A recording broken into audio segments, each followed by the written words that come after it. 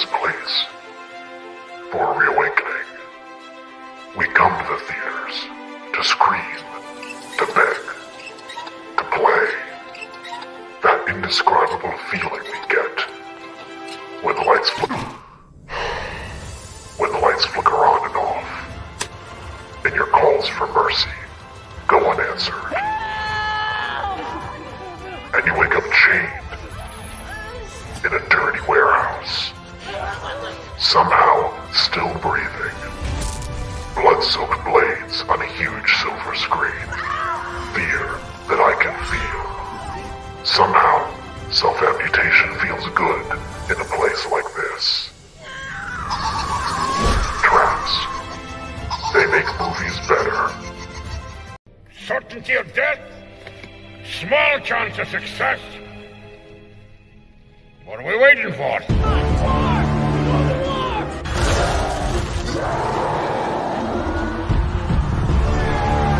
Fellas, I feel this is my lucky day. Brilliant.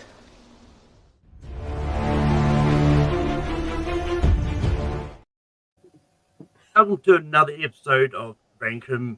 It's going to be a fun one day. We're talking about the Saw franchise, and got a great bunch of people here. We've got Stephen here. Stephen, how's it going? It's going well. I had 2 movies I had to knock off that I hadn't seen, and I was able to get them yesterday and today. And we've also got Austin here. Austin, how's it going? Oh, shucks. I only just rewatched these last week for my marathon leading up to Saw X, so I think they're fresh in my mind. So I'll do my best to rank these Malcolm, from my memory, from my very shoddy memory. Ryan, we've also got Ryan Payne here. Ryan, how's it going? Sorry, I meant to mute, but it came out too fast. I'm doing good. As far as when it came to this whole franchise, there's only one I'm going to be abstaining from, not only because I haven't seen it, but because theater tickets are too fucking expensive, mostly in my area. So actually, have a big hint to which one I'm abstaining from. I mean, I think it's safe to. I mean, at least your theater's re-releasing all the Saw movies. I'm just pretty sure it's safe to say. He's got a dollar theater that's showing movies from like 2 years ago, and they're still showing Spiral, so he hasn't watched it yet. Oh, please! Yeah. I had to see if Rock was a good actor. Yeah.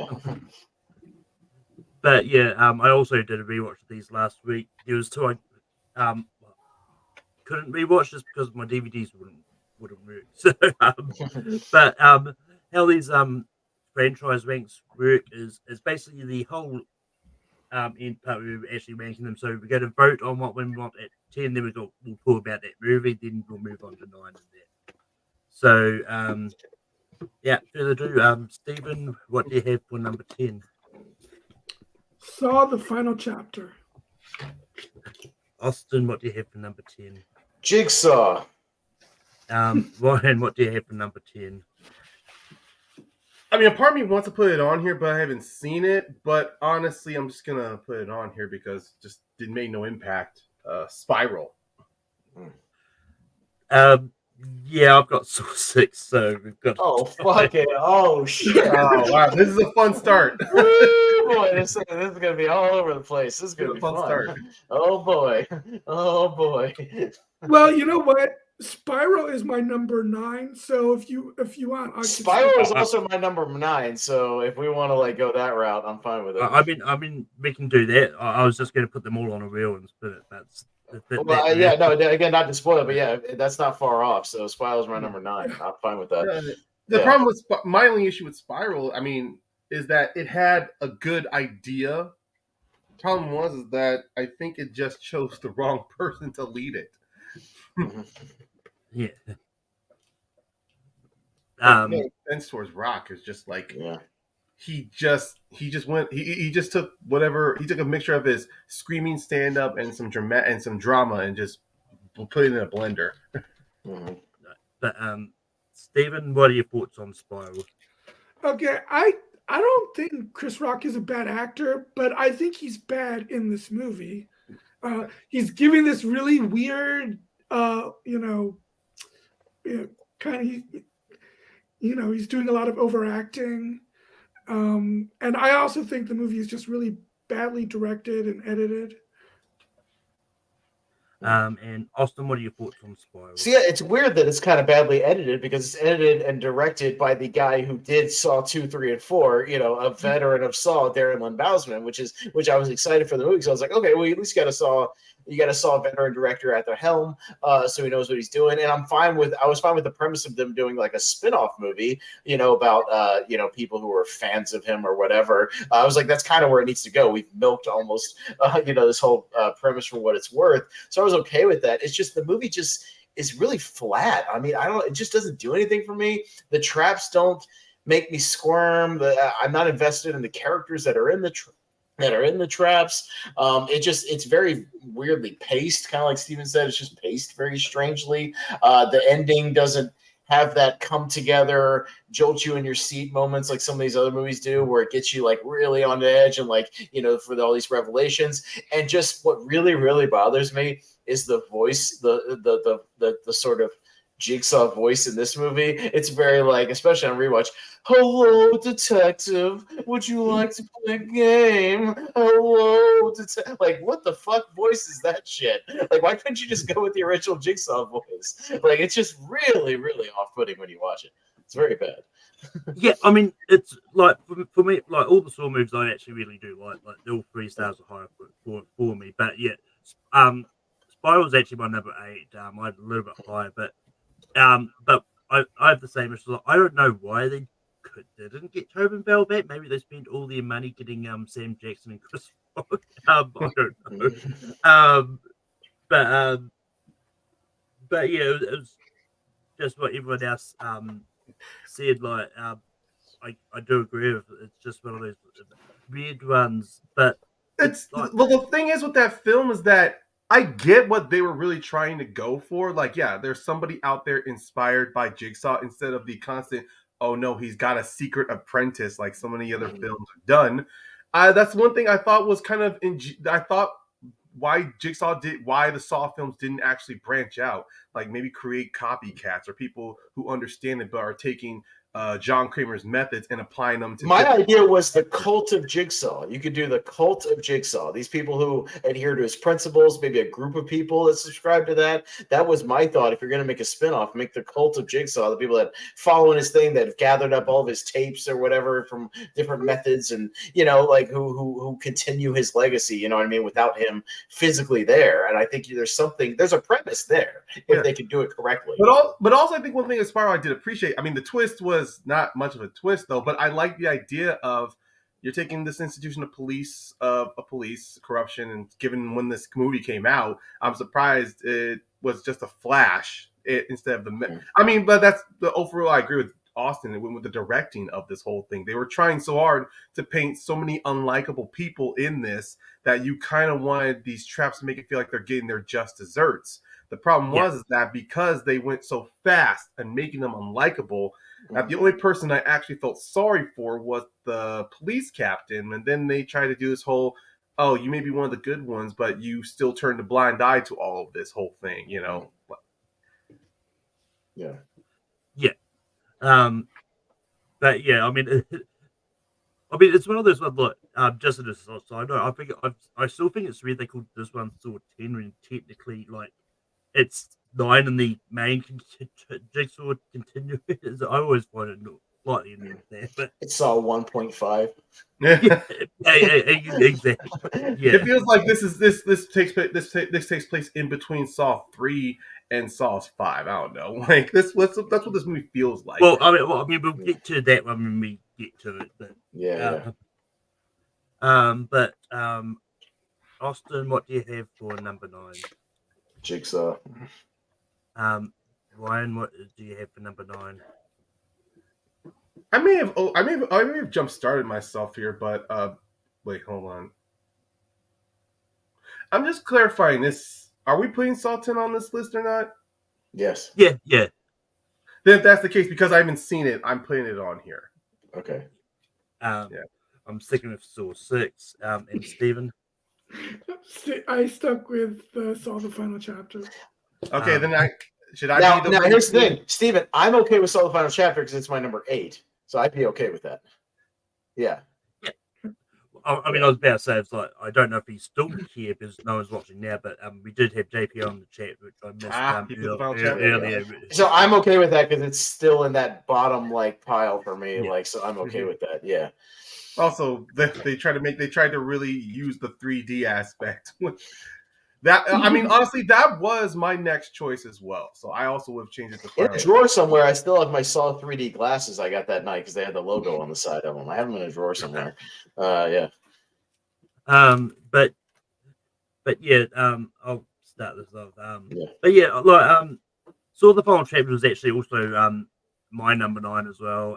It's the one that was one of the ones that my DVD just wasn't working on. That I just couldn't be watched.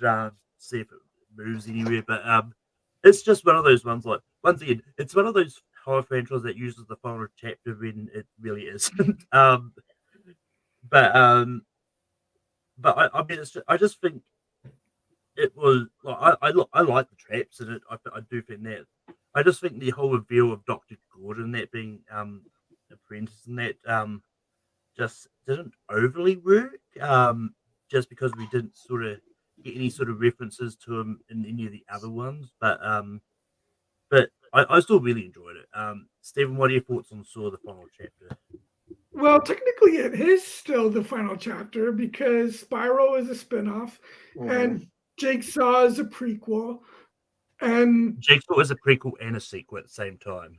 Yes. yeah, It's still but as far as it comes to the story of John Kramer, yeah, Jigsaw's the most. Yeah. and Saw 10 is a prequel too. It's been a while since I don't think I've seen it since it was in theaters because it's just not a movie I ever cared to rewatch because I just remember hating it so much. You know, the sets look like, I mean, I know these are relatively low budget movies, but the sets in this one in particular, even like the police station, like I just remember looking so cheap, and the acting is terrible, and yeah, I just think it was a terrible movie. Austin, what did you So this movie feels wonky in some aspects because if you didn't know, Kevin Greatert, who did Saw 6 and then obviously did the one currently in theaters, Saw X, did this one, but he was pulled off. He was pulled into this movie halfway through production to kind of finish it.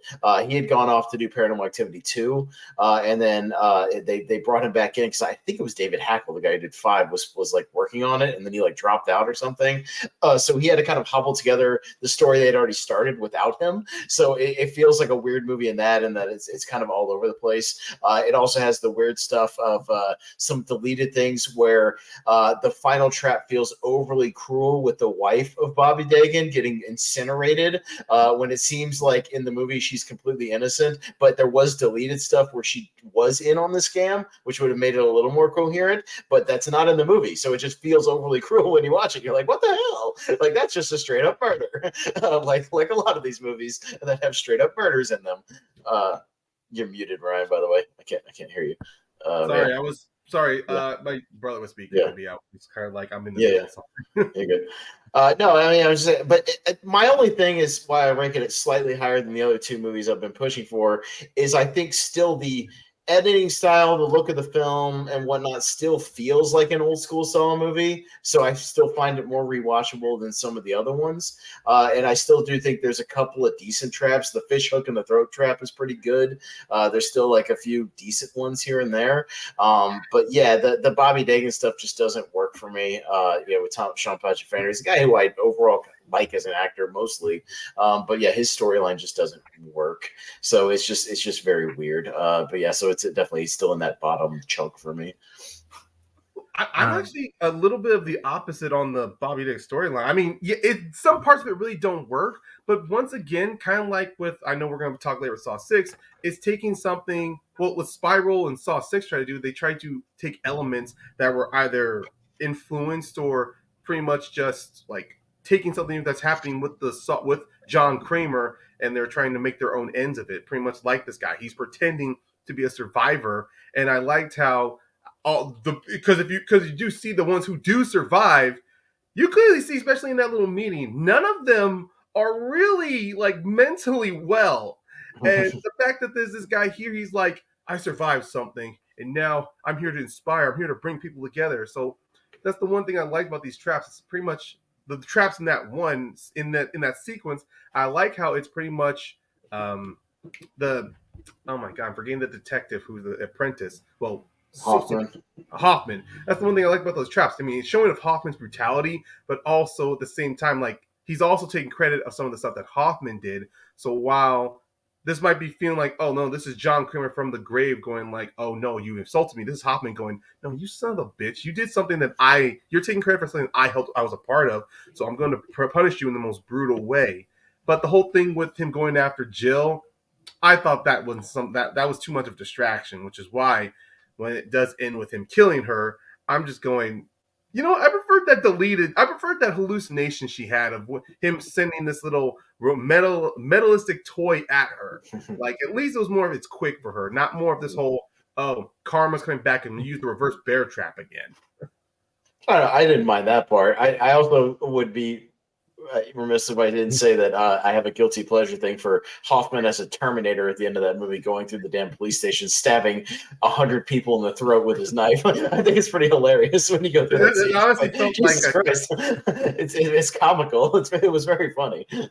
I guess one of the things, like, these cops are trying to, catch Hoffman so bad he comes in with a knife. Or going like, are you guys seriously not using your guns? But I do want to drive on, Steven, what you said about the whole reveal of the of Dr. Carrie Elwes's character.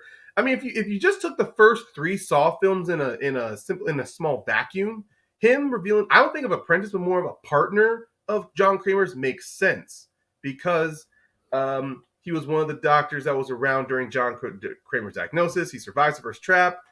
I don't know if he's fully liberated, but you do see that he does have a better understanding. So he does help John, especially with John dying. Like, here, I'm going to give you this doctor that needs your help. Like, if you took those first 3 films in a nutshell, him being the secret partner honestly makes sense. But yeah, everything afterwards just kind of like, okay, then where were you during Hoffman? Where were you? What about Amanda? Like, why didn't you step in before she started, going Looney Tunes with the traps? Like, where were you during all that? But moving on, Ron, what do you have for 8? Because I haven't seen it yet, I'm still putting Saw 10 on here. I'm sticking to Saw 6. Steven. I also put Saw 6. Oh, fuck off. Busted. Jigsaw. Oh, dude. So do I spoil it? Let's go ahead and say it. Saw 6 is my number 1. That's the best Saw movie ever made.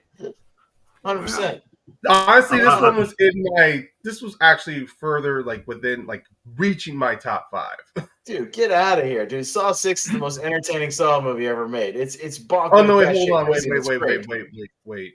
I'm mixing it up with a different Saw. No, it's actually on my top 5. Yeah, I mean, it's one of those ones like but Stephen, I'll go you first. What do you think of Saw 6? I mean, if I'm being honest, a lot of the movies in that area, like Saw 5, Saw 6, Saw 4, they kind of all bleed into each other. They're kind of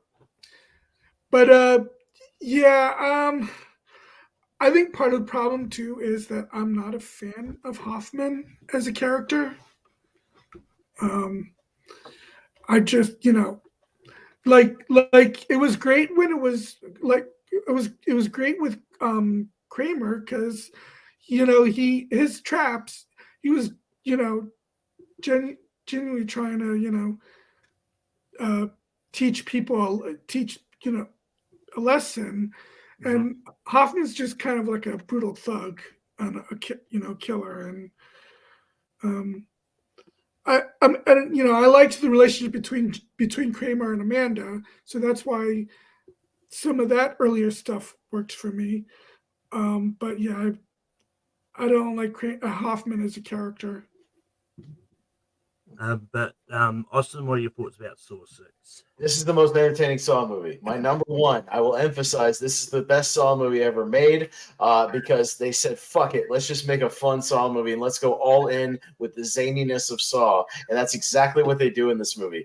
It's John Kramer and Hoffman going after subprime mortgage lenders and healthcare, big healthcare. This movie works perfectly. Anybody who says they love Saw X and don't love Saw 6, you're lying because of the same damn movie. The same movie, and that movie's going after scammers. He's doing the same thing in this movie. He just did it earlier. It's Kevin Grader doing the exact same thing. People who screwed John over, and he's going after them, and that's exactly what he does in this movie. And it's great. So he puts, this head of this insurance company kind of in this maze sequence, and he's got to do. I also like just seeing when two people have to kind of work a trap together or work against each other, and that's pretty much every one of these that have that. I think there's really creative stuff here, and I will argue that the last 10 minutes of this movie is bonkers insane with the stuff where they pull the handle and fry the dude with the acid, and fry him in half. All that thing coming together with the same stuff with Jill and Hoffman coming together, where she puts him in the battery trap and then he gets out of it. How is that not awesome? How is that not the greatest ending to a Saw movie, where he beats the bear trap by being one of the smartest characters in the Saw films and beating the bear trap? That is badass. It's amazing. I love the stuff where in this movie the whole time he's on the run. He's using the Strom hand to put fingerprints on everything. The cops are catching up with him, and he still kicks the cops' asses through the whole thing. This movie fucking rocks. It's a bonkers, batshit crazy Saw movie. It goes all in with the premise, and that's why it's number goddamn one, not number 8. This movie is not worse than Jigsaw. Fuck that.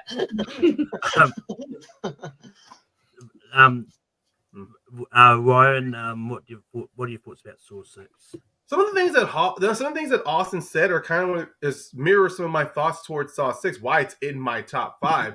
But there were some things about this film that did tamper back a little bit. The fact that some of the elements from the previous film kind of ends up biting Hoffman in the ass instead of him getting away scot-free and having him do more brutal kills as the successful apprentice. I didn't like how it immediately just falls back on it to where he spends all these years working with John Kramer to elude the cops, to be a step ahead, and now all of a sudden, after Strom is dead, he loses any sense of him being a detective, is focused on being a brutal thug. That's the one agreement of Stevens I agree with, that at least with Hoffman, you understood his reasoning for copycatting Jigsaw. But I did like how you do see in the past, he, instead of Jigsaw trying to help people, Jigsaw approaches him. You're being more brutal with this stuff. Hoffman's becoming deluded in this sense to where these are all bad guys. They deserve it. And which is why I like the ending to where Jill finally realizes this was John's final request. You to die. Because if Hoffman continued carrying on John's legacy, John literally would be nothing more than just a serial killer, at least in John's eyes. Even though John's methods are a little warped and twisted, at the same time, as we see with this company here, the insurance company that, well, at least the guy involved he's going after, he's trying to expose people who are pretty much deciding between life and death, which is why I like the idea of this insurance exec going around. He's taking this guy's simple idea on how to run a corporation, and John's showing you, okay, but let's see if we put the actual life and death involved. Not theoretically, not hypothetically, not running numbers, but you actually put people's lives involved and see how long this theory of yours lasts. And you do see... And straight up murder 6 people in the process. Exactly. 100%. Not just the murder 6 people, but I like that one where he puts 2 people on that little razor, that trap with the bar. Oh, that's 100% murder. So is the carousel. Those are murder. Yeah. Murder. Anybody who's John Kramer's not a killer. You may like the murder bit, he's a murderer.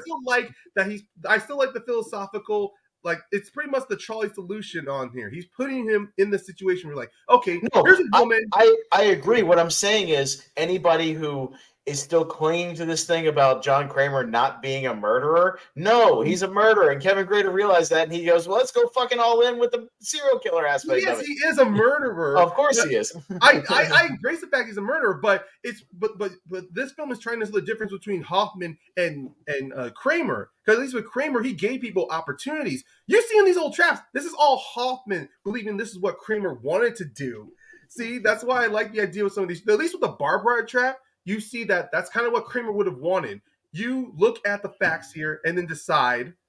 But with the 6 people on the carousel, that's pretty much that is 100% a Hoffman thing, and that's why I think it's funny. You're seeing so many dichotomies between how Hoffman would execute these plans to how Kramer would execute these plans. And I do like at the end of the carousel that one guy is yelling at him. He's like, "I knew your whole idea was bullshit. Look at me as you're killing me. Look at me!" Like it goes ham a little bit, but at the same time, he's like, "I'm about to die getting blasted with a shotgun. So yes, I'm going to go all out." Yeah, this movie's awesome. Should be number 1. Yeah. I mean, it's one of those ones like with like for me, it's Saw 6, like and I don't hate any of the Saw movies. Like they're all really close together. Any day, like this could maybe move up, but like I could have a completely different ranking. But yeah, this is just I do really enjoy it. I think the traps are good. It's just want to think of reason why I've got this low at this moment. I think it's more the Hoffman traps. I think the executions of this stuff. Yeah. But I mean, and I don't hate Hoffman's character either. But I'll probably get more into it when we eventually get to Saw X. Anyway, because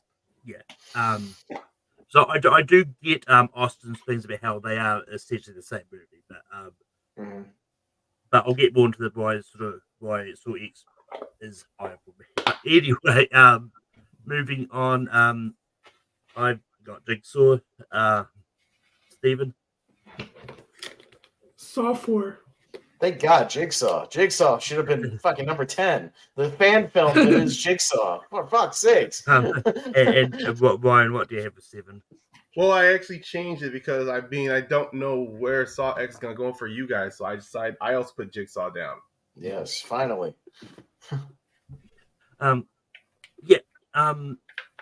It's like for me, the reason I do really enjoyed Jigsaw a little bit more than Saw 6 is, and it like once again the whole Edgar stuff doesn't.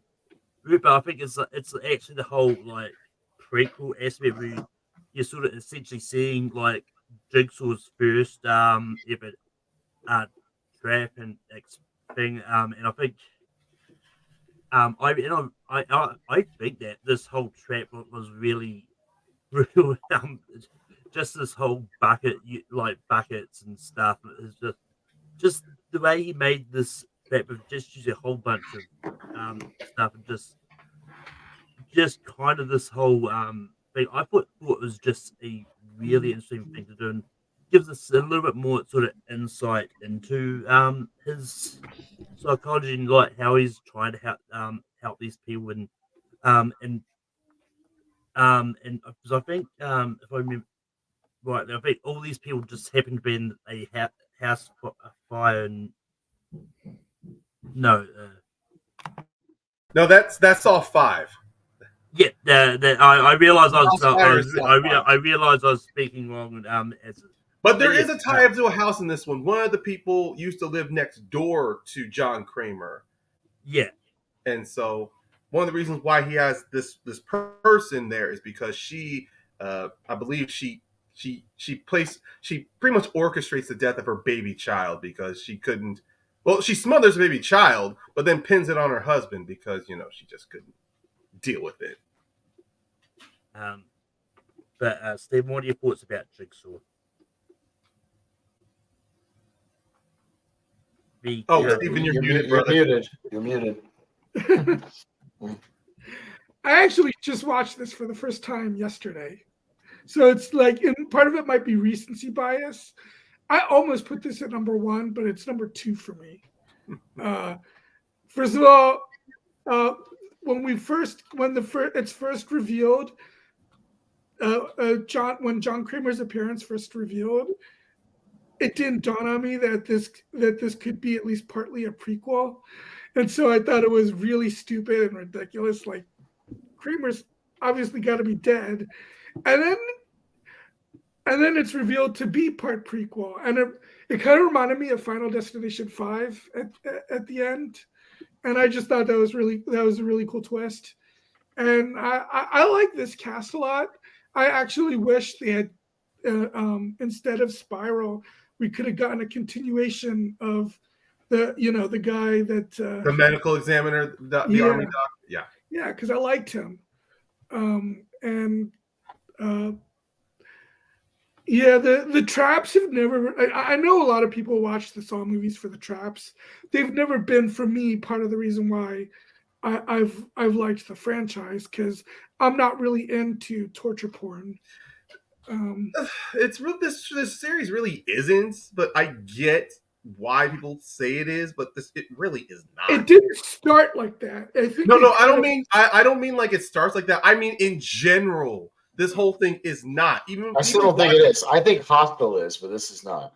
Yeah, when I rewatched Saws 5 to Jigsaw, none of this stuff is torture. It's just the way that the camera execution is focusing so much on people in the moment of trying to get out of this stuff. They say the critics and everyone say it's torture, but honestly, to me, it's not. But I'm sorry, I'm interrupting you. Go ahead. Yeah, that's fine.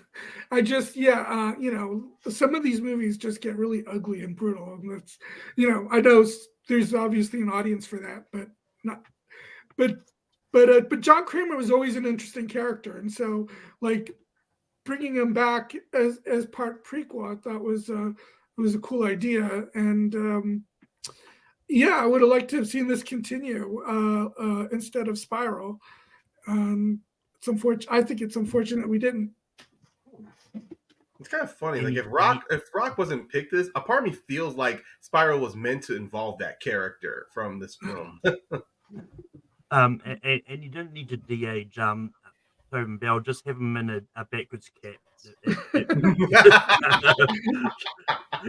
But also, what are your thoughts about Jigsaw?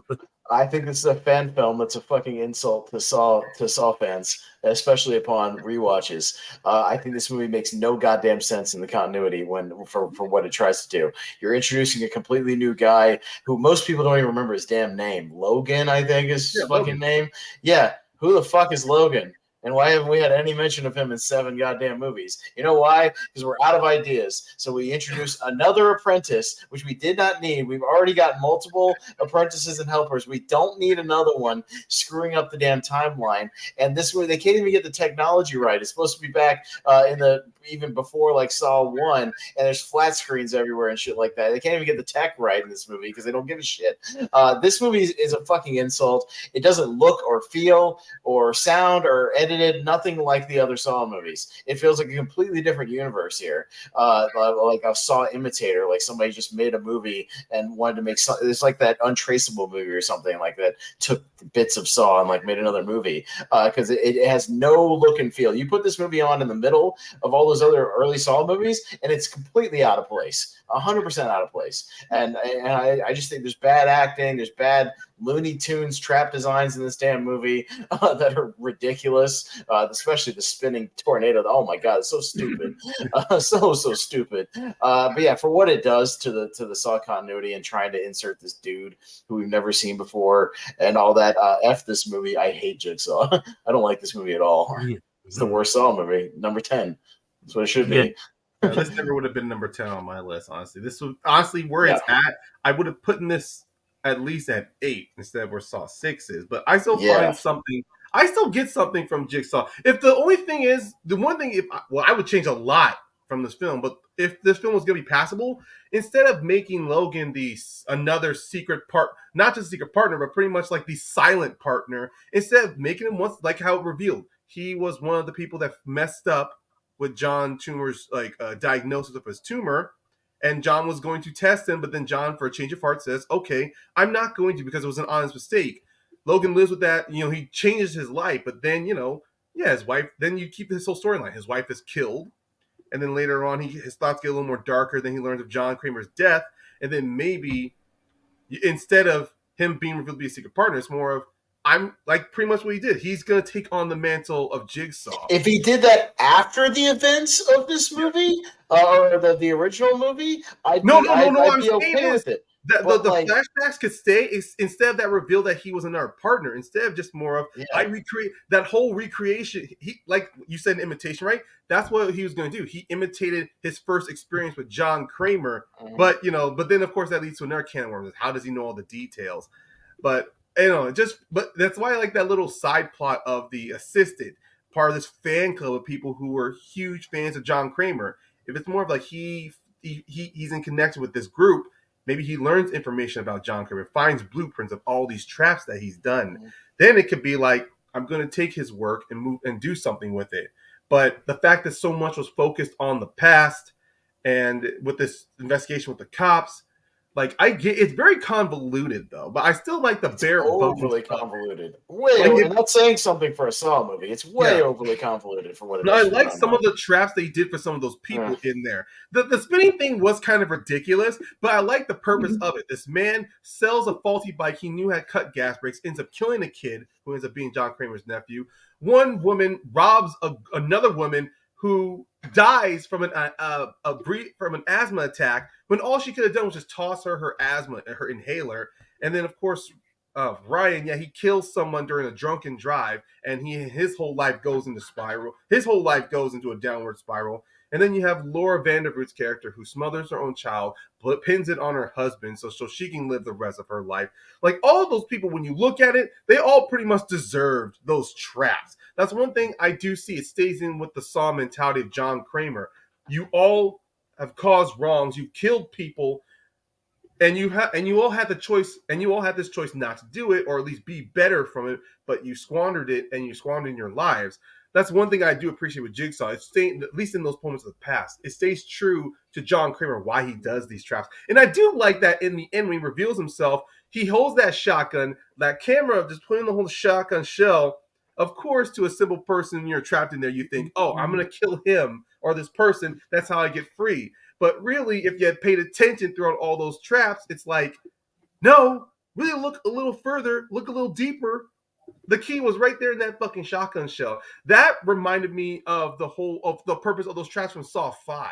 I liked it. It may be too much of a leap, but I liked how in the end he's challenging his victim to use their minds, to think, to break their habits, go outside of how you normally think, be something different than what you already fucking are. I just wish that it was done better.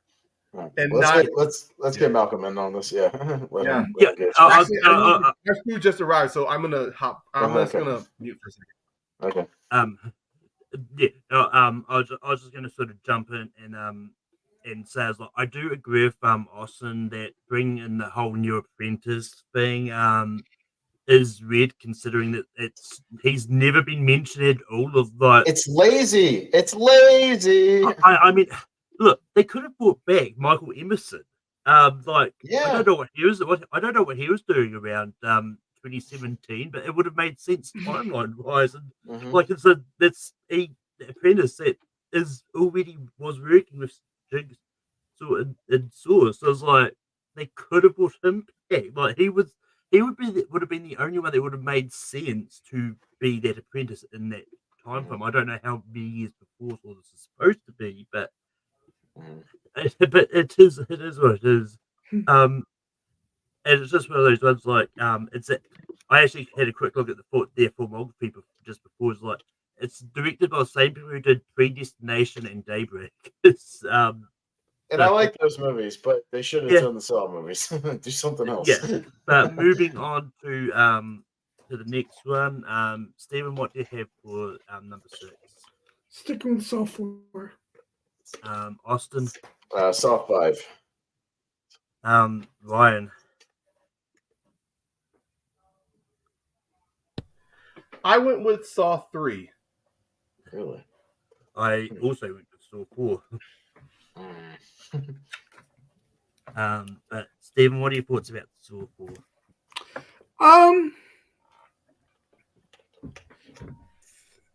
I forget if he was Hoffman introduced in 3. This was the introduction of Hoffman.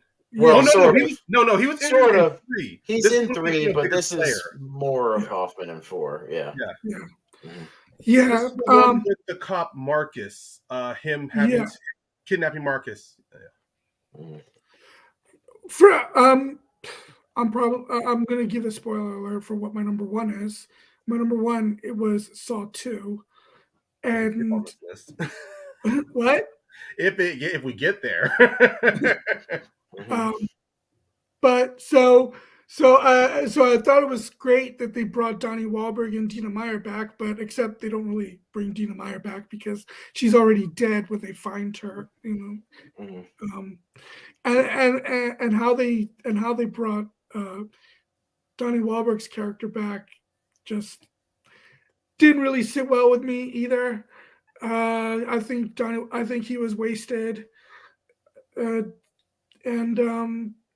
the one thing that I do like about this movie is how I thought it was kind of cleverly plotted and how it ties in with Saw 3, how it mixes in with the guy who was sort of like you could say he was sort of the main protagonist guy who was going through the husband, Jeff. Yeah.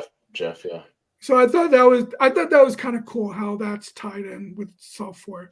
But to me, this is where the franchise really, maybe you don't think it's torture porn, but that it just focuses less on character and more on the brutality.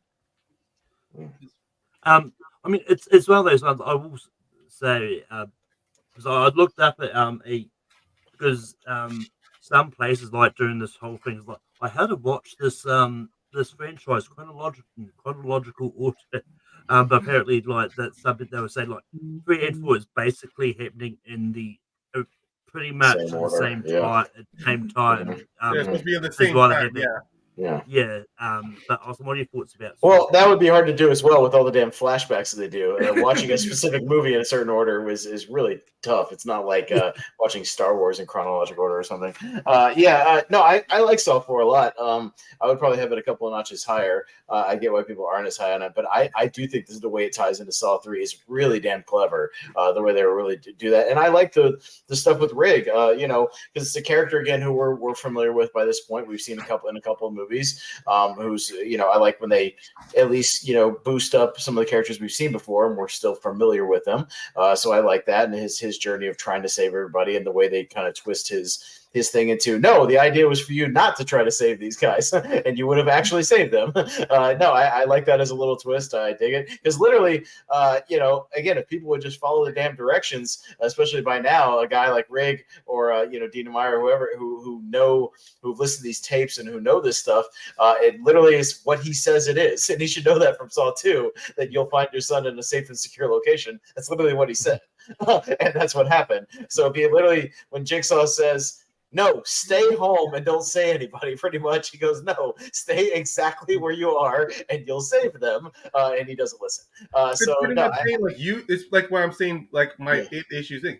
Use your head. Yes, not your heart. That's what he's trying to tell all of them. Yeah, use your head. But again, I also like when people are kind of thrown into these situations and it's kind of a two-person trap. Sometimes I kind of dig that. Instead of just a singular person because it's him just going from trap to trap to trap. And I just think it's paced really well. I like the Strom character. Like they bring somebody who's pretty intelligent and figures things out pretty quickly.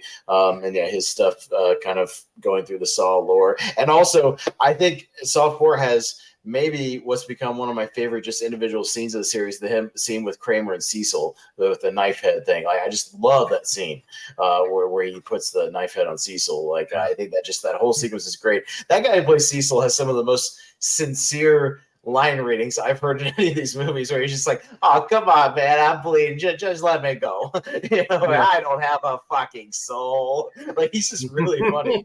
I like that guy. He's a great actor. So, good stuff here. So I like this movie a lot more than other people do. Ryan, what are your thoughts about Saw? Saw 4 was definitely in my top 5. It was actually my number 4, honestly, because I understand the whole story thing is convoluted, but yeah, when you do rewatch this stuff, Donnie Wahlberg's character to me, he was not really that important because it was clear he was important to Amanda, which is why she chose him. Like it's from Saw 2, but here in Saw 4, it's pretty much like, she's dead. This is what's happening right now, and I like how in this, even though it's happening at the same time, you do see that. One thing I do like how they admit, they tie back to Saw 3. when Riggs and Meyer's character are talking with one of the traps, like, this person's way too heavy for someone like Amanda to lift, or for John Kramer to lift, who's on his deathbed. So I did like the fact that not only was Amanda meant to be the apprentice, but it leered to the idea that there's a reason why Kramer was always ahead of the cops. There's a reason why Kramer was always finding his targets. I like the idea that Kramer did have a partner. So when you do have the introduction of Hoffman, or at least beefing Hoffman up a little more, Hoffman, you can almost see that Riggs was pretty much chosen by Hoffman. Like, even though this is a John Kramer situation, as you see with some of the traps, the rebarb, the woman in the hotel room, and especially later on with, I mean, at least with those two traps alone, you see this was a Kramer-inspired trap, but it's pretty much a Hoffman execution. That's why when you get to that last one with the ice blocks ahead, that definitely does not feel like something Kramer would do. It's even looking at that moment, you are seeing the execution on how both Kramer and Hoffman are really how they choose to execute certain traps. Which is why I love the idea, like what Austin brought up. If you really do look back at every trap before, when Riggs is listening to the tapes, don't do anything. Don't touch them. Don't help them. Just listen and move on. Let them save themselves. That's the whole point. Like with Riggs rushing in when you find Dina's character strung up, he's ever since when Wahlberg's character was taken, he pretty much it's a character study of that cop. You have clearly lost all common sense of yourself as a policeman, and become obsessed with trying to save people in harrowing situations that if you had just taken a few seconds to step back, recollect yourself, look at what's going on, you'd realize there's the solution. And that's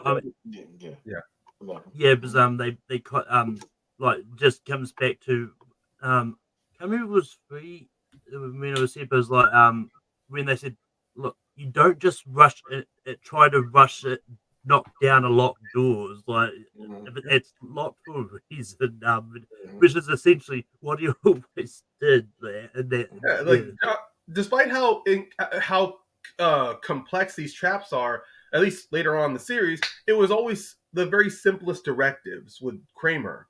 And you do see, at least especially in the flashbacks, I know we didn't need, we already got the base with Kramer. He's dying of cancer. He found a new lease on life, and now he feels other people are not owning up to it. Personally, I didn't need the whole fact that I liked the fact he had a wife, but I didn't need to see the whole fact that her wife was pregnant. The Cecil guy caused the miscarriage, caused him to lose that child.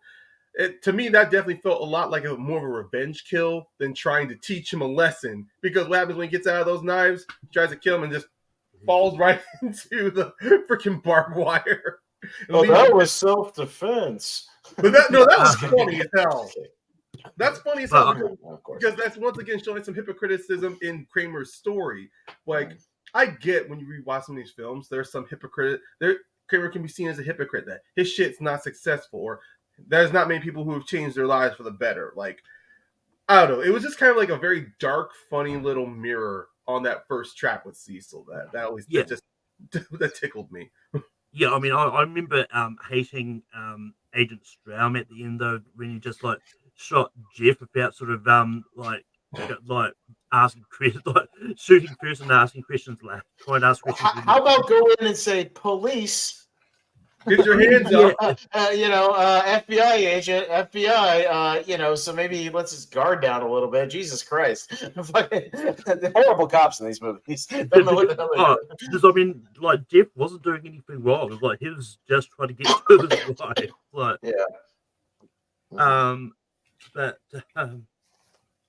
but moving on, Austin, what do you have for number 5? Self life.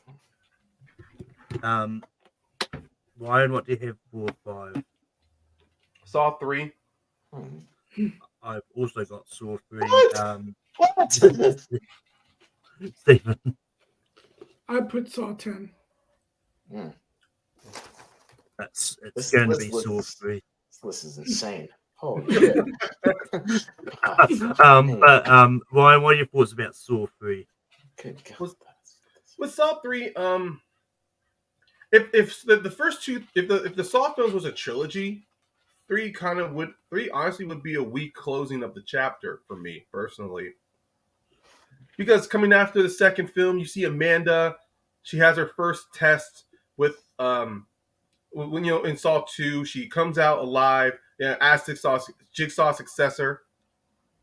She chooses she chooses Johnny Wahlberg's cop as one of the people she's going to try to test. But then the third one, it's kind of all it. She literally takes a back seat because Jigsaw's dying. So we're gonna do a mixture of trying to save his life, but then also put this family that suffered a terrible tragedy through the ringer.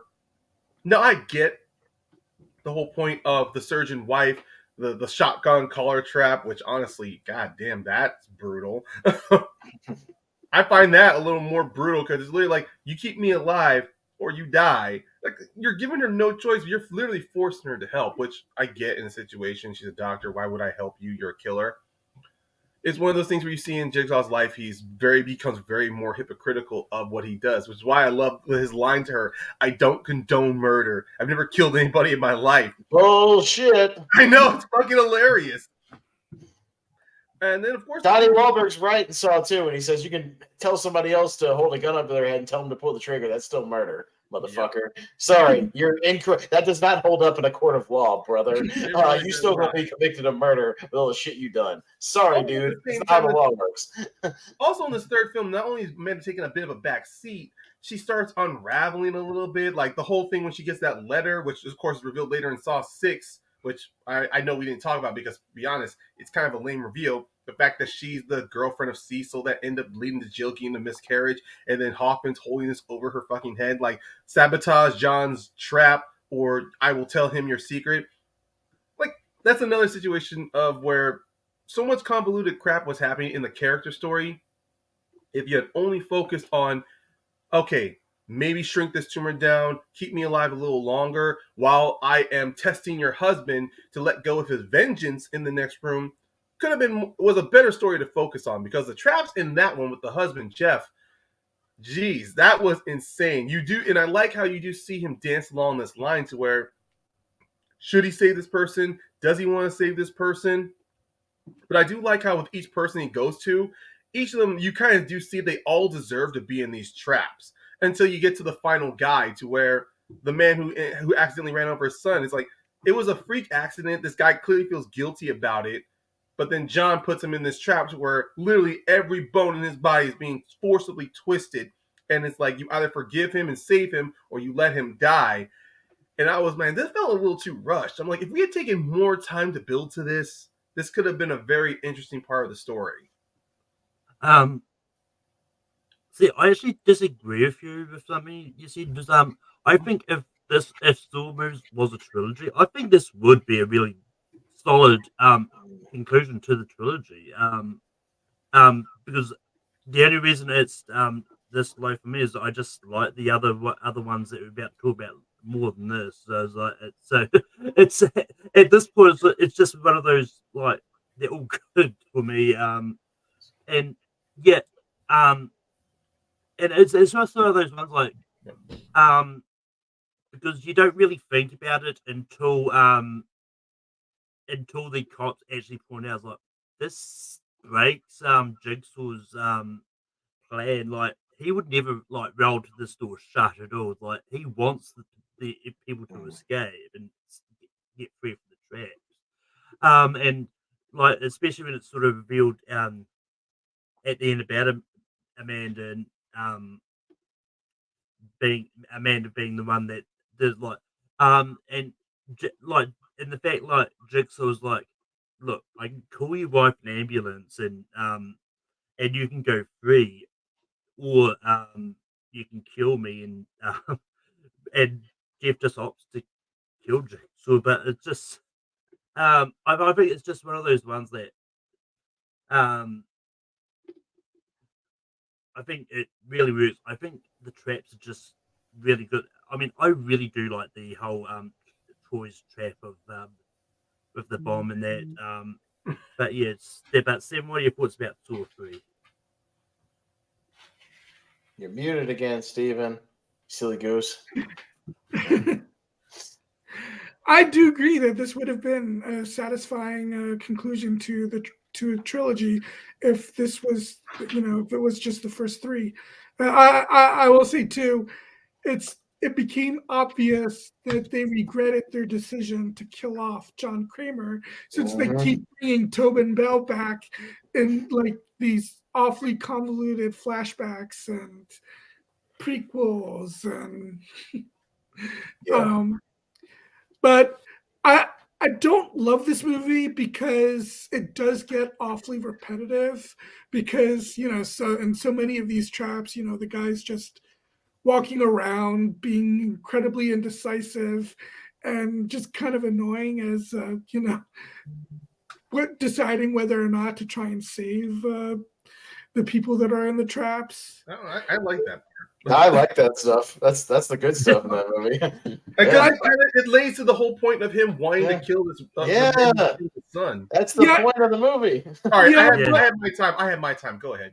No, it's just it felt really repetitive, and that's why. Because it's like, okay, a couple of times, but then they repeat it. It felt like they repeated a lot. But I still enjoy the movie enough because I like the relationship between John Kramer and Amanda. I think all of their scenes work really well.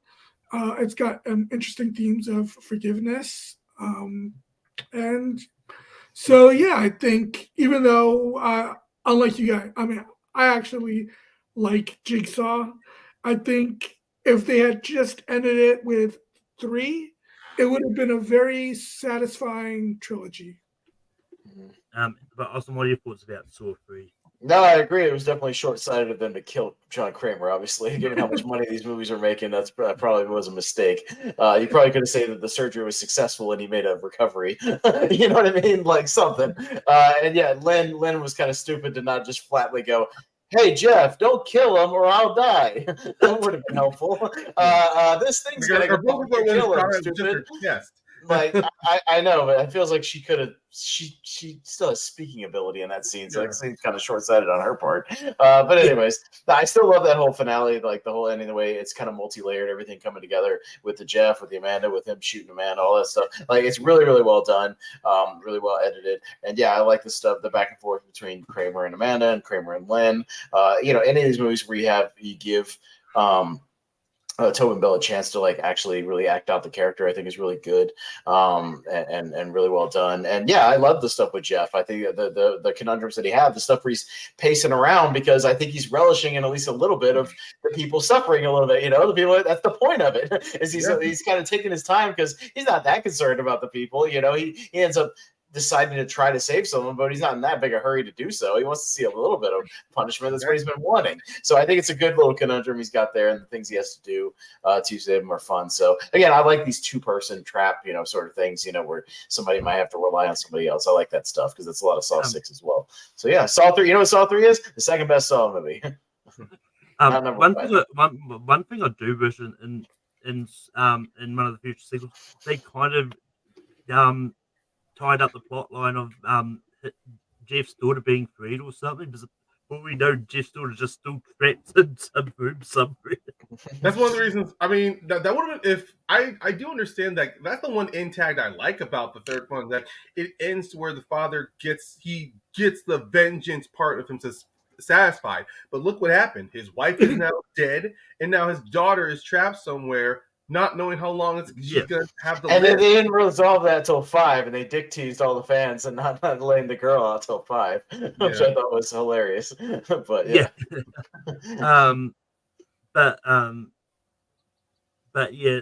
Moving on to number 4, this is where I might lose some people, because I've got the OG Saw. Steve. I stuck with Saw 10. Okay. Austin. I'll actually agree with you, Malcolm, because I'm not that far off with my Saw 5, so I'll go the OG Saw. I'm on the same line. I think it's middle of the road. Ryan. Yeah. Mine was actually Saw 5. Oh, so I could have gone with Saw 5. Nice. That's fine, though. That's fine. But I don't hate it. We're getting into all the movies that I like, so it's fine. Like it's all just about which one I've seen recently. But I am with you, Malcolm, that I think the original Saw is not the best Saw movie. I'm not in that camp. I think they improved with sequels. So, I mean, Yeah. it was the first one. I mean, of course, the formula got better all the time. yeah, Well, with some of the films, the formula got better. yeah. Oh yeah, I mean it's one of those ones like and because I mean I think most of my I think the majority of the Saw franchise got ranked got it 4-star ratings anyway. But yeah, but the first Saw I think is just is really good. It's just one of those ones like because I remember when I was I think I saw it in the theater. I can't remember, but it was just one that's like I saw this movie and like my friend was like, you know what, let's go see this movie. It's like I had no idea what to expect from it at all, but it's just one of those ones that like this for the most part like just trapped in one room, just very simplistic and all that. And I think it's just it for the most part worked. I would have I would have loved if we got to see sort of more of Adam in the flashbacks and that, like in other movies. But I was like, but other than that, I think it just set up things good. Like I think Carrie, like I mean I don't know if you, but Carrie Elwes I think is probably the biggest star that's ever been in a Saw movie. With the exception of Chris Rock and Sam Jackson from Spot, I think for the most part, I think the only other big actor that most people would know is Carrie Elwes. And I think just this low budget movie that no one really knew if would work, but it just was a big hit, and it was just a really good. And even when they did the flashbacks to like Gordon's wife and just showing how Adam sort of fell into the picture as well. I think just all really worked. And just Gordon being so willing to cut off his foot, just showed like how desperate they were in that moment. But Steve, what are your thoughts on the OG Saw? Well, first of all, you think Carrie Elwes is a bigger name than Danny Glover? Well, okay. That it depends if people recognize either of the actors. I always thought that Danny Glover is probably, other than Sam Jackson and Chris Rock, of course, they're probably the biggest name to have appeared in the franchise. I'm trying to remember if there's anybody else.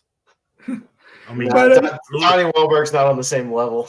I mean, there's Monica Potter who plays the wife, but not maybe. Yeah. I mean, Laura Vanderbilt was from Smallville. I don't. It wasn't really big. Yeah, I don't think Beverly Mitchell from Seventh Heaven is as big a star as Danny Glover. No. Yeah. I mean, there's also oh my god, forgetting the actor who played Ben Lance in Lost, who plays the Michael Emerson. Michael Emerson. But I mean, there's recognizable character actors: Julie Benz, Mark Rolston from Aliens, and like Rush Hour and shit like that. Like, there's people that are recognizable, but yeah, nobody's big star now. Yeah, not enough draw power. Yeah. Yeah, right. Outside of Spiral, where Rockin' and Sam Jackson are clearly the stars. Yes. So yeah, I like the first one a lot. It's not my favorite. But I think it's did a good job of laying the foundation and, introducing us to John Kramer, who I think is one of the more compelling horror icons.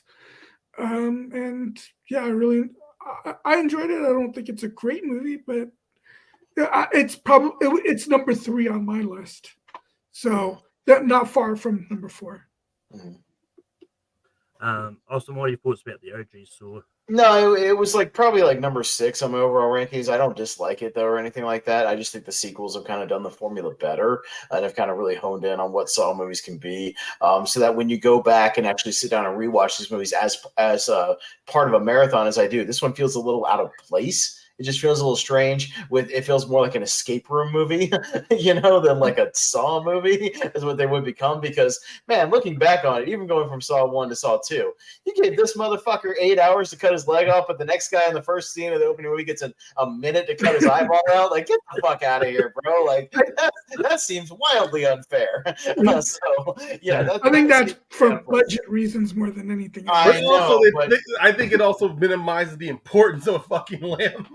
Yeah, I mean, even with Saw X being in the continuity of like Saw 1.5, even in that movie, that girl gets 3 minutes to cut her leg off. Like, get out of here! Like, that seems wildly unfair. Carrie Elway's definitely had an advantage where he could psych himself up for several hours to cut his leg off. Yeah, What's up? No, it's just I think still think it's a good movie. I just think it just doesn't play with the other ones as well. Yeah, it feels a little out of place that we're spending so much time with these characters. But like, it's all right. I still like it as a movie. It was creative at the time. It did become a phenomenon, so I still do like it. I just think sequels did the formula better. That's all for the most part. So. yeah. I mean, it does make me wonder if Jiggs, John decided that on the times on how much they deserve to stay alive and make the horrible people get less time and people like Yeah, I mean, well, also when you break it down, Dr. Gordon's in there because he has poor bedside manner. Okay, that's the motivation. You know what I mean? Like it's just weird. Like again, the motivations are strange. And yeah, Adam not. He technically survives. That was his goal. So why the hell is he not? Is he still not around in this damn franchise? You know, he won. He won his thing. All this is Adam. You're going Apparently, to stay that's not alive. the way Jigsaw wanted his game played. He's alive at the end of the movie. He is alive. He gets shot, but he's alive. So yeah, I don't know. Weird.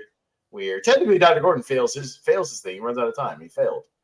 So, but he gets okay. Anyways, whatever. The weird continuity of the series is strange, but yeah. Well, after all, this is the first one. They really like you guys do say it gets better over time. This was pretty much just like this was meant to be. They probably weren't sure if this was meant to be a formula. This was just an interesting movie they made, and this because of the success. It's clear they started a formula afterwards. This is why. That's why the first film, in a nutshell, in its own, I kind of like. It would be in my top 5 because, like what you said, Austin Carey always there because of a poor bedside manner, and it turns out he's not much of a good doctor as he thinks, good person. I like the fact that it could have been just petty reasons why John picked him, because if this was just a simple horror film, I'm like, okay, yeah, guy gets a diagnosis tumor, and the doctor is just all cold and calculating, like, oh yeah, you're gonna die. There's nothing I can do for you. So I'm like, could you at least be a little more kinder, man? I'm gonna be this thing's slowly gonna kill me.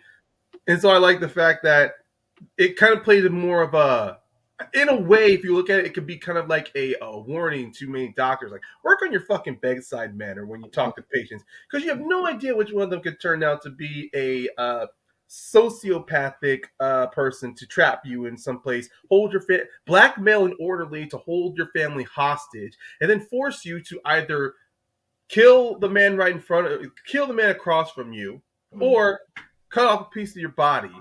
And the fact that he's there in the middle of the whole floor, either on some drug that's slowing his heartbeat, giving off the impression that he's dead, was kind of funny. And I thought it was hilarious how so many people were trying to pick that apart. If people do not pay attention to that scene, both men are handcuffed by their leg or arm to a point to where they really can't reach him. So you really can't tell if he's dead or alive or not. It's just when people try to pick apart that part in the scene. Sorry, I'm getting too much of a nitpicky part here. The one thing that did kind of throw me off was the whole point of Glover and Ken Leong's character. I think that's the actor who he plays a partner. Yeah. Yeah, the whole that thing was kind of a little funny. Like the cop starts off as just some hard ass and then becomes obsessive after our partner's killed. And then guess what? You're dead anyway. Almost as if Danny Glover was there as a red herring to make everyone realize, oh, no, he's not going to save the wife and daughter. He's just going to die. Which, something I think is funny rewatching this. And I do like how the end it was, yes, the doctor did fail because he didn't follow the rules, which was pretty much simple. Either kill him or cut off your fucking leg. He failed to do that, so he suffers the consequences. And I like how finally in the moment of desperation, he's like, okay, I'm going to do it. You're too late. It was kind of the point. Like that's the one thing I like about this whole thing is that even though it's very clear there is an absolute winner and loser here, in the end, it did not matter because you didn't stick to the rules. You're trying to find every single way to get out of this game instead of just play it. Yeah. Which is why I like the fact in the end, Adam, even though he survived, gets a gunshot wound, you still didn't play by. That's what I like. You didn't play by my rules in my game, so you lose anyway. I mean, I also just like the fact that John was just on that floor the whole time. It's like, but it just. How the hell is he clicking that electricity thing, while still trying to play dead? What the fuck is that? Yeah. He didn't have that shit in his hand. He did try to explain that Amanda put a drug in his system to slow his heartbeat down. Yeah, I know, but like, yeah, they wouldn't see him pushing a button in his hand. I didn't see a buzzer in his hand. The hell's he pushing? I mean, the fact it is a one-way mirror that they're in. Maybe Amanda was in there. That's also part like the maybe she thing. was. I don't know. They didn't. No, I do agree. That's one part of the film where I'm like, okay, you could have at least found some better logic. But that's why I think this was only meant to be one film. Yeah. I don't know. I wonder if they've ever released their proof of concept short film they did to sort of attract producers from this. It's on YouTube. You can see it. Yeah. Yeah. Mm-hmm. It's up there. It's on the Blu-ray and the DVD too. It's an extra. You can watch the short. Yeah. Yeah. Mm-hmm. I think I was just really bad at focusing on the extras just from the rewatch. But yeah, definitely interested to see sort of what they sort of added to this. But Stephen, what do you have for 3? Sticking with Saw 10. Austin. Saw 5. Ryan. Saw 5. Mm-hmm. I had Saw 2, but Saw there's going to be Saw 5.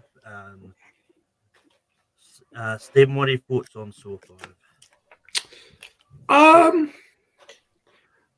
This is another one like Saw 6 and Saw 4 that I don't think I've seen it since it was in theaters.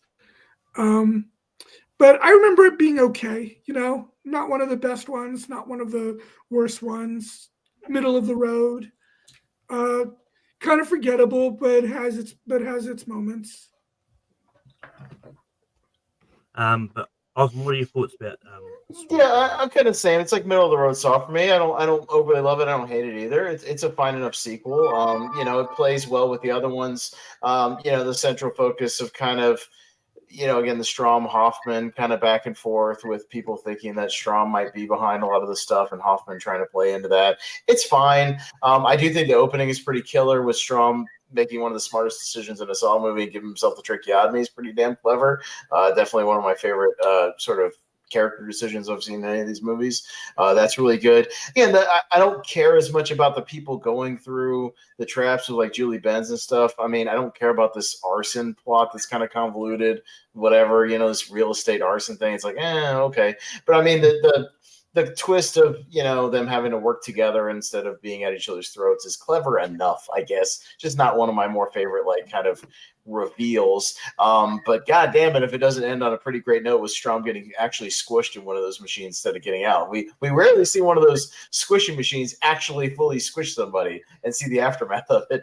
Most of the time people get out of that situation. So the fact that they actually pull the trigger on it and do one of those is pretty damn cool. So again, great opening, great ending. Stuff in the middle I could kind of take or leave. It's okay, it's watchable, but just kind of middle of the road Saw for me overall. So yeah. But Ryan, what are your thoughts about Saw 5? Wow, I actually like I mean, I don't like the reveal. The arson thing, it's kind of a minimal thing, but I like the whole reveal, the fact that this whole trap, all those people were in from the start was meant for them to work together. That's why it's one thing with Kramer. It's one of the things I like of the differences what we do see between Kramer and Hoffman and how they set up their traps. Especially in this film, you see Hoffman copycats Jigsaw's trap just to kill somebody who murdered his sister, giving him an unwinnable situation, just like what Amanda did with the Dina Meyer's character, and even in the third film, how they show with somebody else, they create traps where they don't give a person a chance to live. And especially watching, at least if you rewatch those traps with all those people, you do see that all of them are kind of selfish. I mean, of course, when you're trying to survive, You know, you are thinking of your own life. But then when you do rewatch it, you do see that. I mean, I've watched. I think I saw a YouTuber break down some of the scenes, like do the whole like that little trap where they're all in, where they got hide in a sewer hole. Turns out, yeah, when he did the math and worked out the length of it, yeah, there could have been more than one person could have fit inside that sewer hole to where no one needed to die. And then, of course, looking at that tub, looking at all those little shock devices, I'm like, yeah, that made sense. Meant for 5 people, not just for one person to take a huge jolt on their body, people to share the pain. And then finally, looking at that last trap, I liked how the whole thing with John was telling them, stop. The whole point of the whole trap was stop being so goddamn selfish. Start thinking about other people, or ignore that instinct to only save yourself. Now, that's one of the things I think is my big favorite takeaway from this film, and also Hoffman's performance, how he ends up becoming part of Jigsaw's plan. I like how Kramer's like, yeah, you copycat my style. I don't like that, and even then, even though Kramer gives him an unwinnable scenario, I like the idea with the shotgun on him, forcing Hoffman to make that confession, actually blackmailing him to be a part of his plot. Which was kind of funny, which was hilarious too, because John, just like with Saw 4 and with Saw 2 and 3, you're showing some of that hypocritical nature of yourself, man. In all honesty, you could have just killed off this man and saved yourself so much trouble, but then you do see he needed assistance, especially being able to capture Gordon for that first trap for the first Saw film, being able to assist with some of the other traps for Amanda, especially we do see in Saw 2 how, of course, looking at the how all those people got in there, no chance in hell Amanda and Jigsaw did that by themselves. It was just more of like an impulse decision that John made that ended up biting him in the ass later on. But even then, this film, it's still like within my. It dances between being my top 5 and then being outside the top 5, depending on how I watch it. Yeah. Well, it's Malcolm's favorite Saw movie, I think, right? Although I haven't seen I've not seen Saw 10 yet. Until recently. Oh, okay. I have not seen Saw 10 yet, so that might change how this film right. ranking. Well, I just know that because Malcolm sent me his favorite horror movies, and Saw 5 is on there. So, yeah. But yeah, until recently, Saw 5 was my number one. Like, I just thought it was just one of those ones, like, especially a lot of these traps. I think, I just like the fact, like they got all these people, which they all were tied together, like in the same sort of event, and they all had to figure out sort of how they were connected. Very similar to Saw 2, which we'll get to in a bit. But I just really like this thing, like they got these people that were connected, and then they had to figure out. And one thing I actually just realized until I looked at this, because they had obviously had flashbacks to Jeff and all that in the movie. Do you know who the actor that plays Jeff's first movie? Sorry? The actor that plays Jeff, do you know what his first movie was?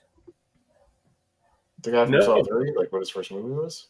No. The guy that plays Jeff in the Saw franchise. No, I don't know his first movie. He was Robert the Bruce in Braveheart. That was the. I guess that makes sense. Angus McFadden or something like that. Which I totally didn't realize until I just looked up his filmography just then. But it's another big actress that's like she's probably more well known for being the older version of Darla and Shazam, but Megan Good was in the franchise as well in this movie. But yeah, I just thought like Saw 5 was really entertaining, and I really liked all the traps in it. But yes, Stephen, did you start us off on 5? Yes. Yeah. Right. So we're still going to keep the thing of voting for number 1, but we're all still talking about what's number 2. But yeah. But Austin, what is your number 1 Saw movie? Well, of the remaining ones that I haven't mentioned yet, but it's still in my top 3, so I'll be fine voting for it. Saw 2. Ryan, what is your number one? Well, between that and Saw 10, which I haven't seen, I'm going Saw 2. I've got Saw X. Stephen. Saw 2. Yeah. But we'll go talk about Saw X first. So Austin, what are your thoughts about Saw X? Yeah, I just don't think I can rank it that high yet, although it's really, really good just because I need to sit with it for a little while. I'm always hesitant to like jump a recent movie up to like, super, super high in the rankings when I haven't lived with it for a while in multiple rewatches. But it is very, very good. And again, it fits right in with that old school Saw style, which is very refreshing given what we've gotten, again, as I've argued tonight, with Spiral and Jigsaw that don't feel like Saw movies. This one does feel like an old Saw movie. You have Kevin Grader at the helm, which he made my favorite Saw movie with Saw 6. So I think the guy knows what he's doing, and he edited most of the original Saw movies. So he knows how to make it fit right in. Like literally my only nitpicks with the movie, and they're just nitpicks, are still pretending that Tobin Bell is 52 years old and Amanda is, 25 years old or whatever. It was kind of astonishing when I did my rewatch and you watch Saw, and on his chart is Carrie always goes, John Kramer, 52 years old. I was like, bullshit. But all right, he says that it's actual, supposedly canonically his age, and so you have 80-year-old Tobin Bell still playing a 52-year-old here. But whatever, he's a cancer patient, so I can. It's a minor nitpick. Not, it doesn't kill the movie for me or anything. But yeah, the fact that we really get to dig into Tobin Bell taking center stage kind of finally in this movie is pretty great. I think he really commits to the character.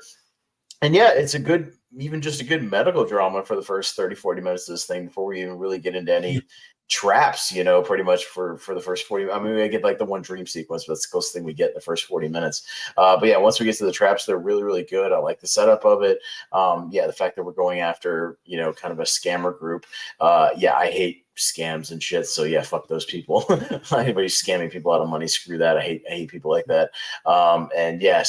Really satisfying overall. Just a really solid movie. We'll see where they go from here. If they do another one set around the same period, that's the rumor I'm hearing, is they might expand on Jigsaw and Hoffman's relationship early on. So we might get more of him, as referenced by, I guess, somewhat of a spoiler, but if you're watching this, you're a fan of the Saw franchise, the mid-credit scene where Hoffman does finally appear back on screen.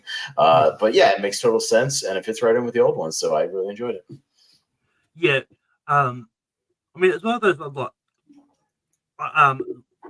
and once again, aside from that mid-credit scene where they show the bathroom again, I wish I'd made some kind of reference to the first one, because this is supposedly set between the first and second one. And yeah, I mean, it's one of those ones like I can buy Tobin Bell as being 52. Like, he's never sort of changed much in any of the movies, appearance wise. Getting Shorty Smith having short hair and making her look the way she did in 2 did not work, because it's a bad haircut. Really, it's going to go down in history as one of the bad horror movie haircuts, along with Courtney Cox in Scream 3. It's one of the bad movie haircuts. I mean, not only that, but her face looks noticeably older than what she did in 2. So it's like, yeah.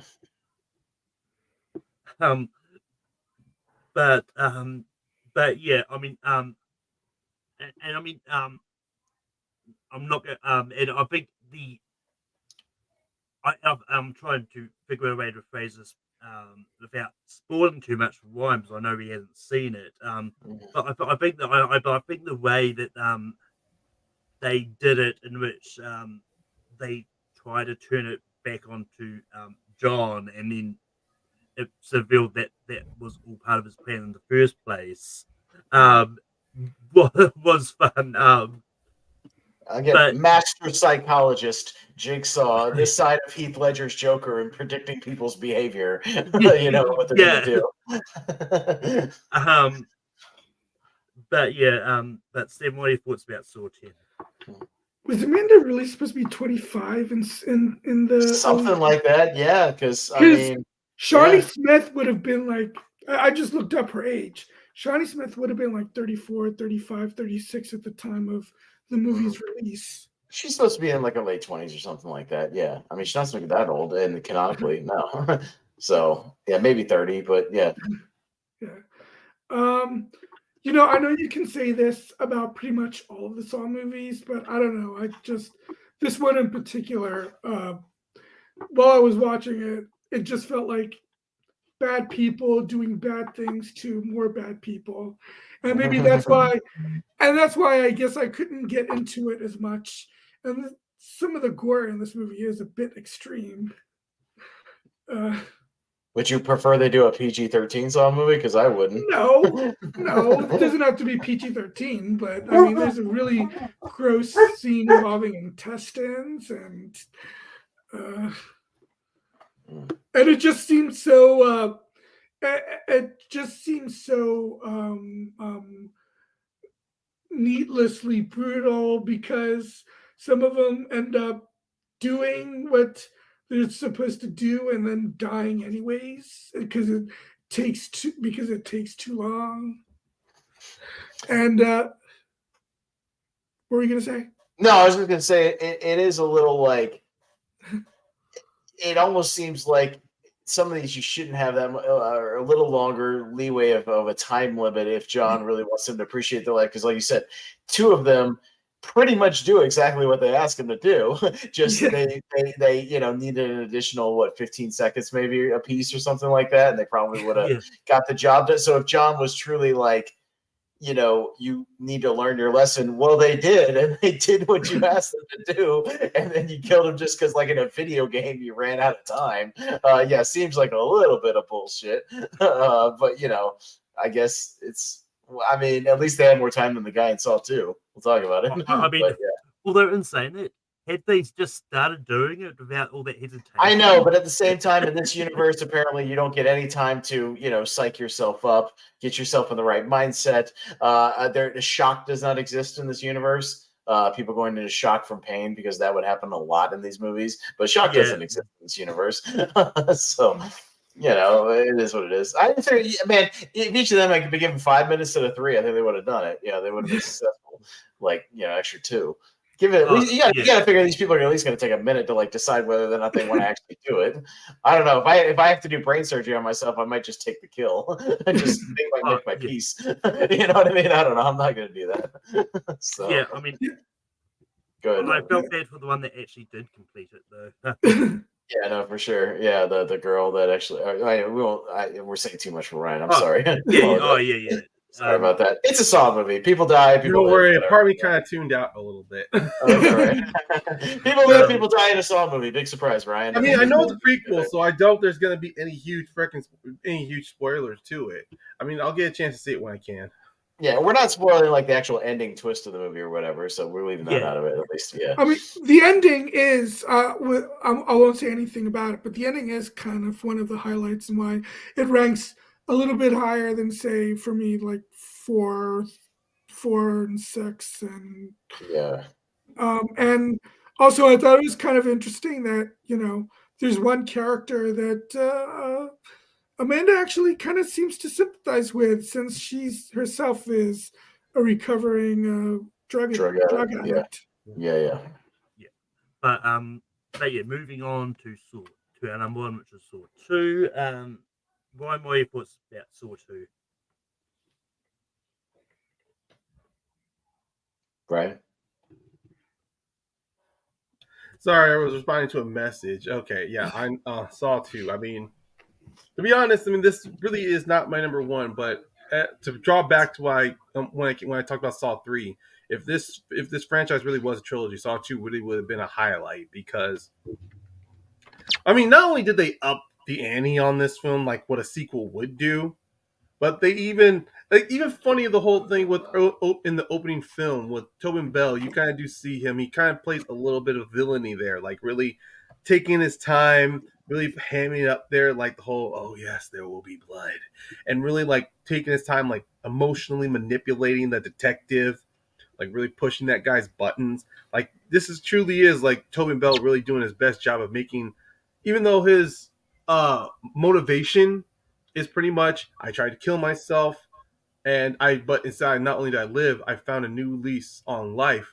and now other people, and I see people who aren't taking advantage of that. I do like the fact that the whole thing is pretty much like he's explaining this whole thing just to draw out time while pushing the detective's button. So then, even when the detective's beating him up, I even like he's still saying like, "Yep, you're not gonna." He knows he knows he's got the detective in the palm of his hands, and then the whole big trap inside that house with all of those people inside. Like the number of traps that's in there, man. Like the level from quick and painless to slow and agonizing to just plain. Why the hell would you stick your hand inside of a trap that you clearly could not get yourself out of? And not only that, put both your hands in there. Like I love that how each of these traps are just not. They're just very simple, straight ahead. And in the end, with the twist reveal of Amanda having been the inside person in that trap and being Jigsaw's new apprentice, it definitely felt like just like how and it mirrored the first one to where John his trap with Carrie Elways and Andrew was pretty much something that looked like it was done out of pettiness.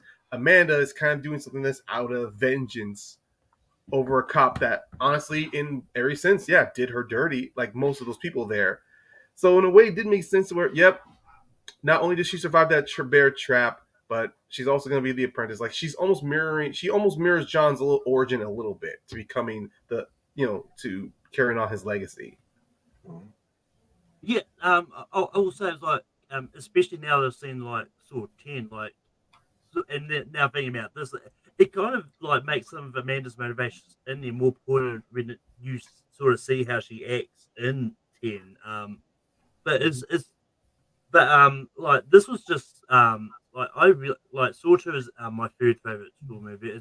It's the one that like that twist ending, like the reveal that the whole trap actually took place like prior to when they were arrested and not happening real time as Eric thought was happening. And once again, had Eric just played the game and not decided to. He reminds me several times, hey, remember the rules, remember the rules, remember the rules. Yeah. He's literally just like, he almost wants to be like, no, seriously, just sit here and wait and it'll be okay. Like he almost say that. Yeah. I mean, so one of those times I'm almost sure that at one point, Jigs was like, I mean, he could be in this very room right now. Yeah. Who knows? But then also, like when you do see in that scene, not only with Wahlberg's character, but then also with Dina Meyer's character, and then with Mark Riggs, you do see how one of them's like just sit out. She's literally the angel and devil on his shoulders. Riggs is like, just take his ass out of here, and you do kind of see like, and of course, even though Hoffman was introduced in the third one, if he was there, like it's kind of like it's this fun little plant in idea in the brain, like. What if he was there in that room as well with them? Maybe not like, talking to them, but one of the cops in the background listening to more like Hoffman may have picked Riggs in advance, like way before the events of Saw 4 to realize, nope, this is somebody else who is not really playing the game, like in a way, just like how Amanda picked someone out of revenge, John picked someone out of petty, this could be Hoffman picking Riggs as more of trying to humble him. So in a way, all three of those people kind of are doing these for the most selfish of reasons, which is why they always fail. This is why they're the long game. They always fail at it. Yeah.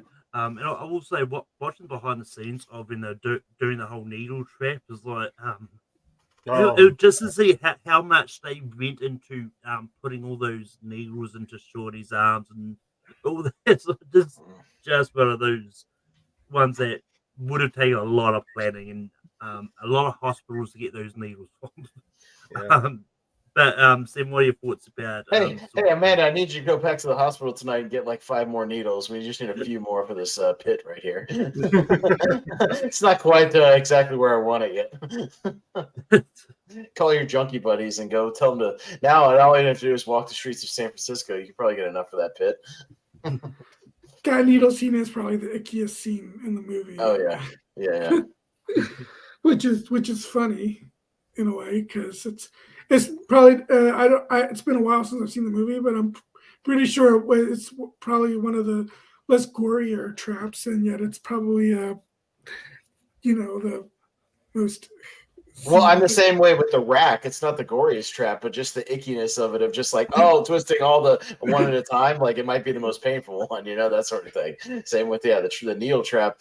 It's icky without being bloody, but still, it's like, oh god, can you imagine like 50 needles like sticking into you at once? Oh, that's the worst. And I already don't like needles anyways. I don't even like giving blood.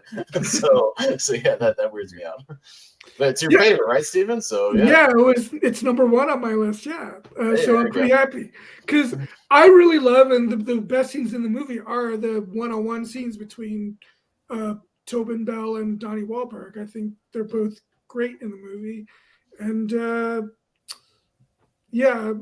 it's. I don't really go back to the Saw movies that much, but if I did, this is definitely one that I would. Mm-hmm.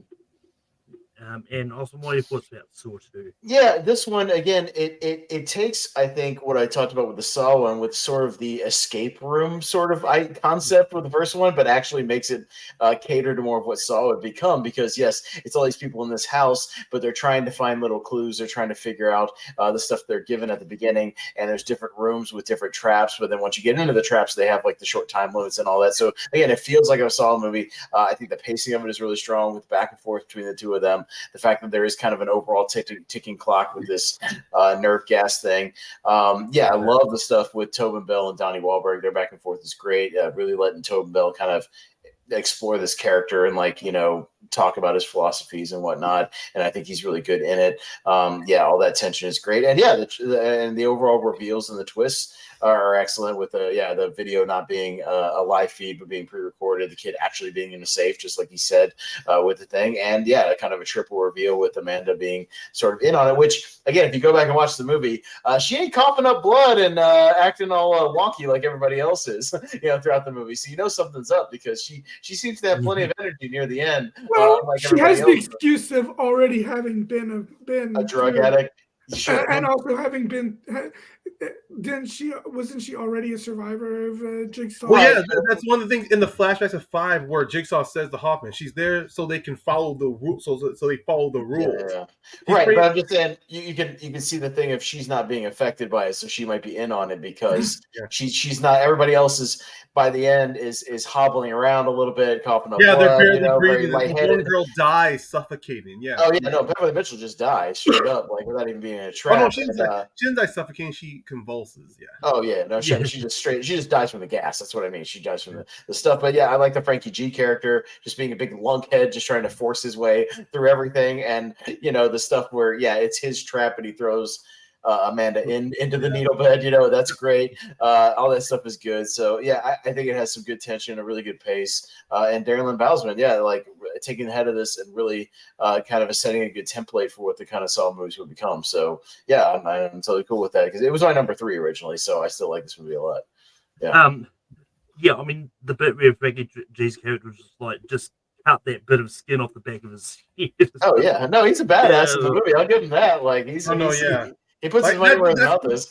Yeah, that's one thing with those Saw films. Like the moment people are at a point of desperation, you do see them do some insanely crazy stuff. Like you see what it's a pretty savage moment when he walks in on the chick who's got their arms in the thing, and he just looks at it and just slowly backs out and closes the door. That's a savage moment. She's already dead, because the glass. And he's just like, oh, thank you. Have a good night. The door. That's one of my favorite moments in that movie. And you just hear her screaming and shit. It's pretty gnarly. Yeah. But anyway, that does bring us to the end of this. Just to recap the ranking: at 10 we had Spiral, at 9 we got Saw the Final Chapter, at 8 7 we had Jigsaw, at 6 we had Saw 4, at 5 we had Saw 3. At 4 we had Saw, at 3 we had Saw 5, at 2 we had Saw 10, and number 1 we had Saw 2. But yeah, I mean, it's one of those ones. The Saw franchise has always been different. With different people, it's always different. Because I know if we had Henry Sanchez on here, Jigsaw might have been Who knows? Jigsaw's in his like top 3, which again we talked about it again the other night because we were talking Saw, and it's My still top baffling to 3. me. I don't get it, dude. That My movie top 3. sucks. The movie sucks. And I went to a Saw Mania once, so I got where I was able to get my photo taken with Tobin Bell and Shawnee Smith and Beverly Mitchell and Costas Mandler. Yeah, I've got a Tobin Bell 8x10 right here. I got to meet him at one convention too. He's a sweetheart. He's a nice guy. Yeah, I'll say I'm kind of surprised they haven't done like an actual escape room where like just based around the movie. There is. I went to the Saw escape room in Vegas. Oh, yes. Okay. I've been to one. Yeah, it was awesome. It was great. Right, So planning flights to Vegas now. No, we won't get into it here. I'll tell you off air what it's like or what it was like, but I'll tell you off air. Yeah. But anyway, next week we are continuing the horror theme, and it's going to be horror movies that should get a legacy sequel. Which should be a really interesting discussion to have. But Stephen, where can people find you online? You can find me all throughout social media and at Letterboxd as Shepherd82. And I don't think I currently have anything else going on at the moment. Austin, where can people find you online? Mostly on the Movie Hero Network, where I co-host a lot of things, tier fights, tournament fights. A lot of these guys have been on there before. We've got Podcast League now, podcasts about movies, and myself and Jacob Barber, and the Lonely Marks podcast. If you like wrestling, the Lonely Marks Wrestling podcast, which I do with Jacob Barber, Jordan JPO, and Richie Goodacre. So you can check that out all over on the Movie Hero Network. We have stuff almost every day. Ryan, where can people find you online? Well, at this moment, people can just find me on Twitter or, whenever I do engage on that freaking platform. People can follow me on Facebook. You can find me, Ryan Payne, and then we can chat on Messenger. And currently my wrestling podcast, Wrestling Ramblings and Rages, that I co-host with James Shimo and Brayton McPherson. It's been on ice throughout the majority of this year as life has gotten in the way with us. We have been recording some episodes, put in our backlog so we can release them hopefully around next year, maybe at the start or the end of this year. But in the meantime, I also do a wrestling wrestling live stream with Hunter Chambliss called This Week in Wrestling. That's he releases it on his channel every now and then, or he releases upload on his own Facebook page. You follow him on Hunter Chambliss. And you can find me on Tape Productions. I host Rankum every Sunday night. Next week is going to be top 12 horror movies that deserve a legacy sequel. And you can also find me popping up in the Movie Network time to time. I believe it's a couple of weeks. You'll see me and Jordan in the tournament fights for our best horror movies. So that should be interesting. I'm pretty much all over the place, so you can find me there. And I should have planned this earlier, but I didn't.